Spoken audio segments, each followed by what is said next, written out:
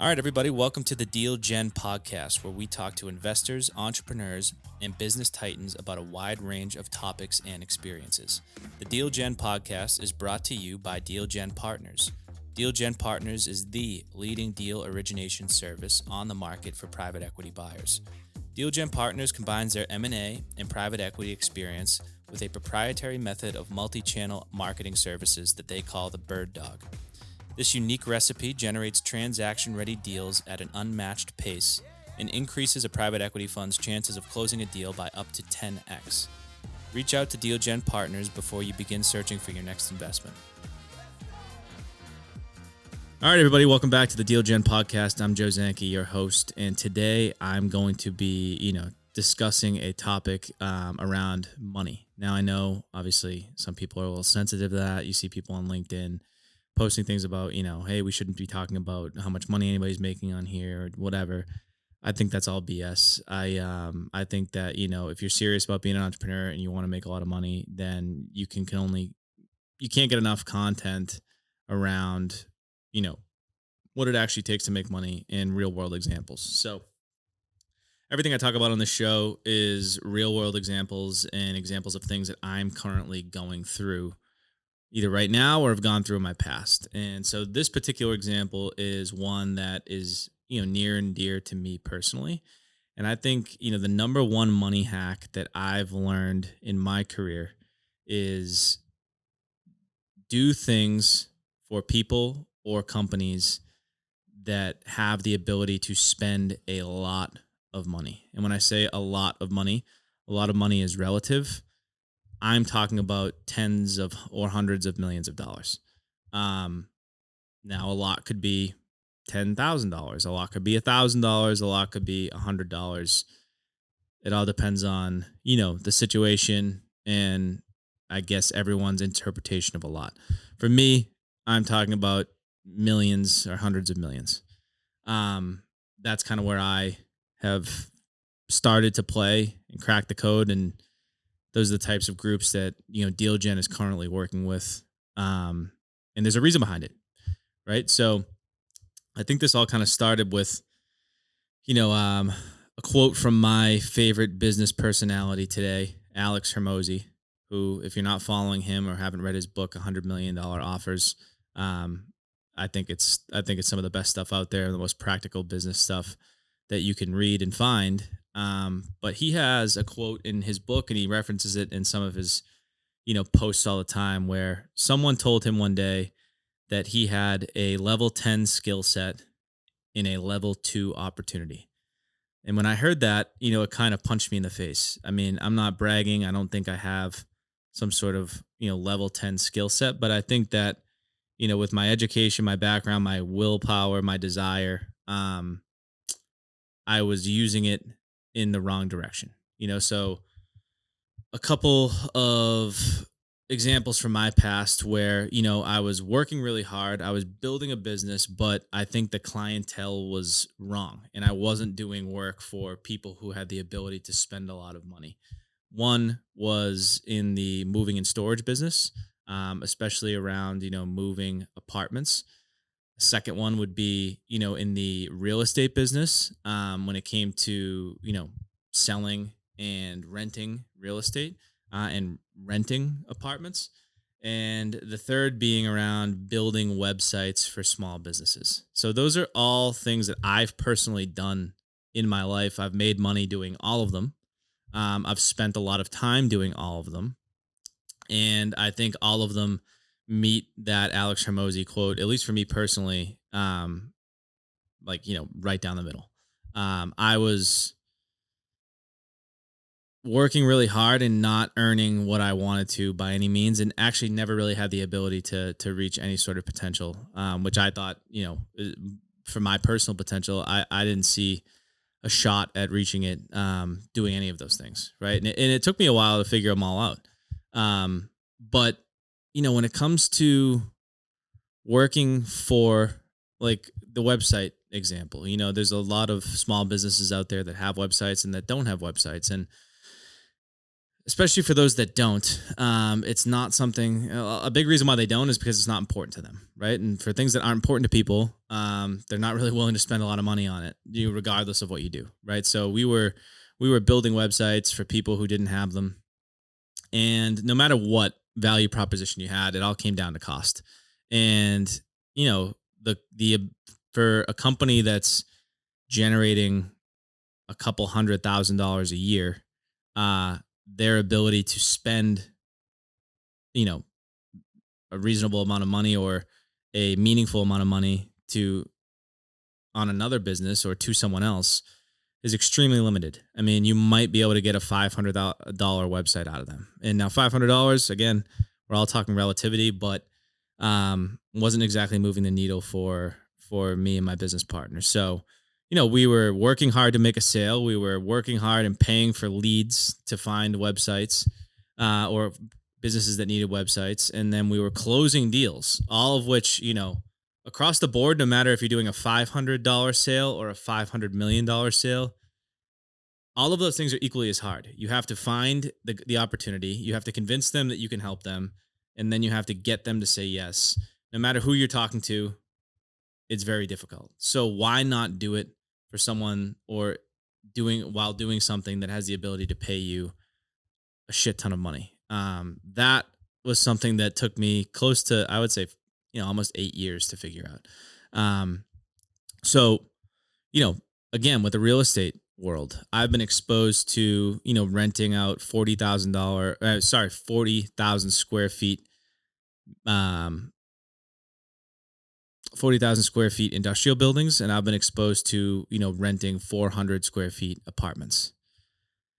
Same principle, right? You have to identify the building, or you have to identify the unit that's for lease. You have to find a tenant that's willing to take that over and sign a lease. And then you have to do all the paperwork and, go and do all the showings to get that to actually happen. So you can do that in the apartment rental world and rent out an apartment for 400 square foot apartment for $1,500 and make $1,500 doing that. You could rent out a 40,000 square foot manufacturing building and, probably make, I would say, 100 times what you would make doing the apartment for pretty much the same amount of work and the same type of work. So these are just a couple examples that I'm going through right now. When you start to think about this, like I said, typically the same amount of work happens across the board for anything. So you might as well spend time working on the ones that have the most reward.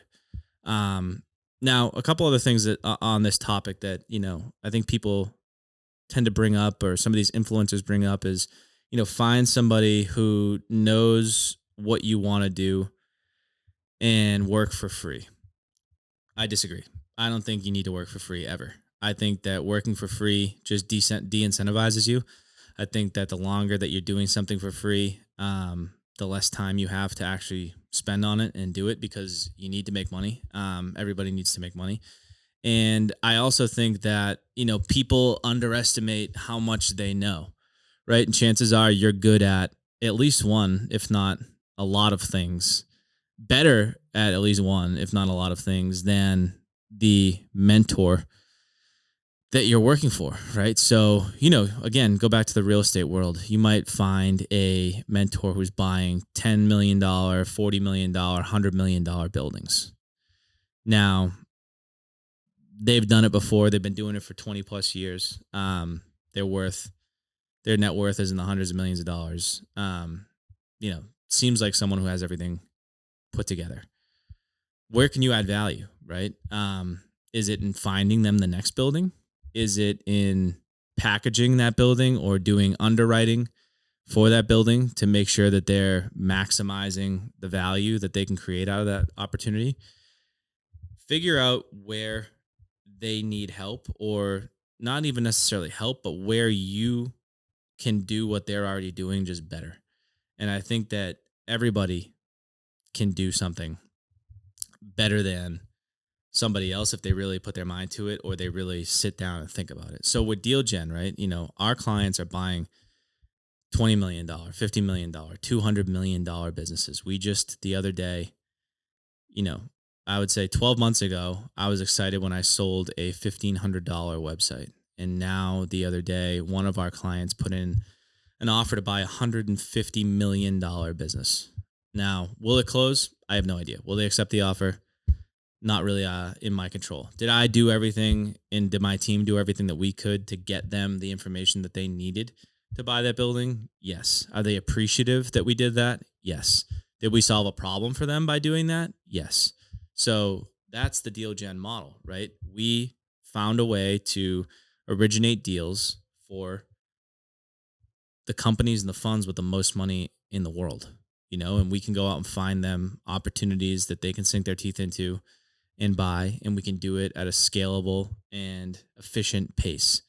So that's adding value. There's so many different ways that you can add value for people, so many different ways that you can add value for companies.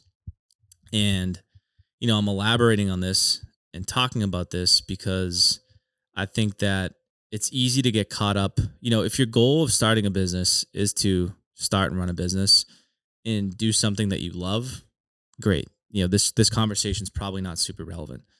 But if your goal to start a business is to become, successful and make a lot of money, and that's what you would consider a success, then I think that I personally wasted a lot of time doing work for people that didn't have the ability to pay me anywhere near what would have allowed me to achieve my goals.